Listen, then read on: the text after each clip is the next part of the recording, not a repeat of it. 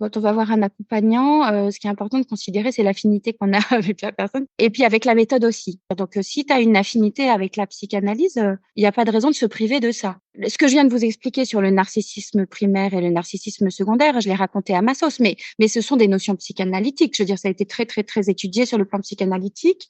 Et il y a un endroit où de comprendre pourquoi on réagit comme ça, qu'est-ce qui nous fait réagir comme ça, de comprendre où la blessure se situe à l'intérieur de nous, ça aide, évidemment. Ça aide, mais ça fait pas forcément tout le chemin. Après, ce qui se passe aussi dans le processus psychanalytique, c'est que il s'agit pas uniquement de comprendre, même si ça se passe par le dialogue. Il y a le dispositif, par exemple, de la personne allongée, on se voit pas, etc. C'est qu'on va retomber dans un endroit où on dialogue plus facilement avec l'inconscient.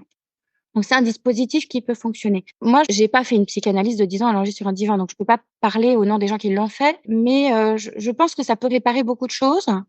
Parce que justement, on va rejouer dans la relation transférentielle, dans le dispositif, dans la confiance qui se crée.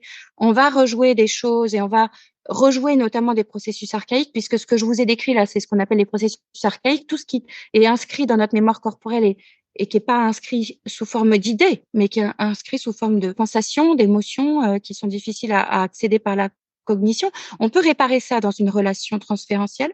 Je pense quand même qu'il y a des outils plus rapides et plus efficaces. Moi, j'aime bien combiner la psychanalyse avec d'autres types d'outils, mais je mets pas la psychanalyse à la poubelle. Après, moi, je suis d'orientation jungienne. Je suis pas très copine avec Freud, même si on lui doit l'invention de cette méthode. Je prends des choses dans l'héritage de Freud et puis il y en a certaines que je lui. Mais je suis plutôt jungienne.